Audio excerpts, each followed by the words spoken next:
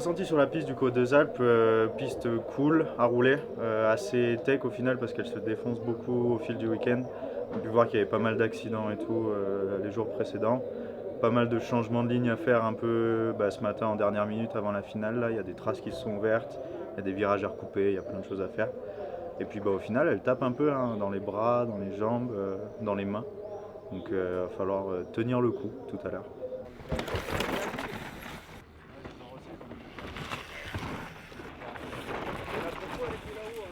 Ah mais c'est pour Fastaf. Oui. Ah là je peux pas.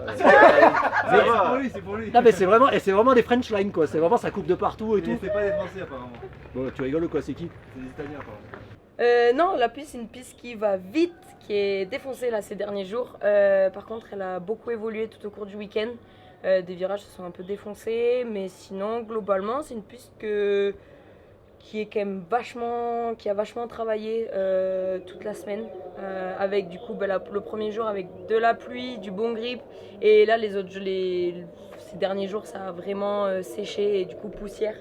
Donc du coup des trous et des appuis qui se sont formés pas forcément là où on s'attendait. Mais voilà, non, c'est une piste que j'aime bien, donc feu gaz pour la finale. C'est cool, c'est très exigeant. C'est assez cool, il y a plusieurs choix de ligne, plusieurs possibilités, mais ça va être très compliqué de faire un beau run rapide pour ce week-end. Le temps intermédiaire, on a le meilleur temps intermédiaire pour l'Espagnol Marcel Paratina. Wilson, Canada. Steph Charel, je suis le responsable outdoor sur les Deux Alpes et je vais vous parler un petit peu de la course et des objectifs station actuels et à l'avenir. Du coup, on s'est calé dans le calendrier de race un peu chaque année, les IXS, les Coupes de France depuis pas mal de temps, cette année la Continentale, ce qui nous amène à peut-être à l'avenir de viser un peu plus gros et à voir, c'est en discussion. Donc terminé, ça va se jouer à rien du tout encore une fois pour l'Espagnol. De la raquette, ce sera 3,50 ou 3,40 pour le Specialized Gravity. Catégorie U19, il n'y en a plus beaucoup. Coloremo, avec Luke Malone, le voilà pour le team outlaw, et ce sera avec un chrono de 3,56. Troisième temps. Allez,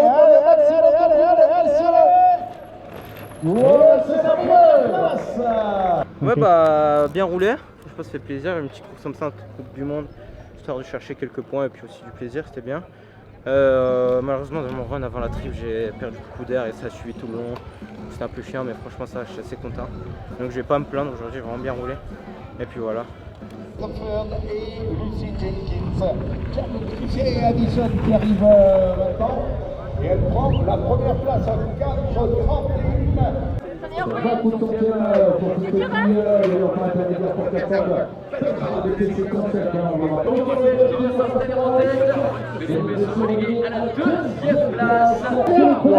Oula. Ça va se jouer à quelques centaines de notre record. Le final pour la Bonheur avec le meilleur temps, 86,04.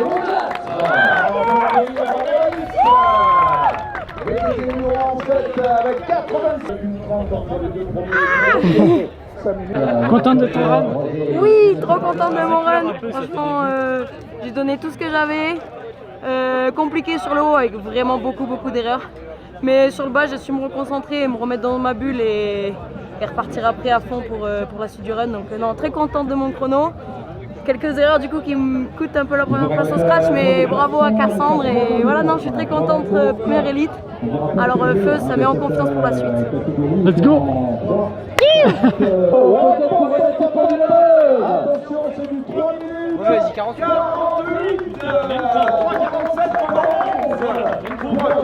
48 bravo. Bah oui, maintenant il était mort. Personne le sourire peut-être. Avec Emiliano, parce qu'elle a roulé pour Antoine Roge. 3,50, 21, ce sera le troisième. Emiliano, elle a roulé en une semaine pour Emiliano. Il est bien content de mon run final, comparé à la qualif où je me boite sur la fin. J'ai réussi à me canaliser un petit peu et corriger un peu les erreurs que j'ai pu faire hier avec une piste bien défoncée encore une fois aujourd'hui. Donc vraiment content d'arriver en bas sans fracas et de ressortir vainqueur élite et deuxième scratch derrière mon Quentin. Donc voilà, trop cool. Qui complète ce top 5. Voilà,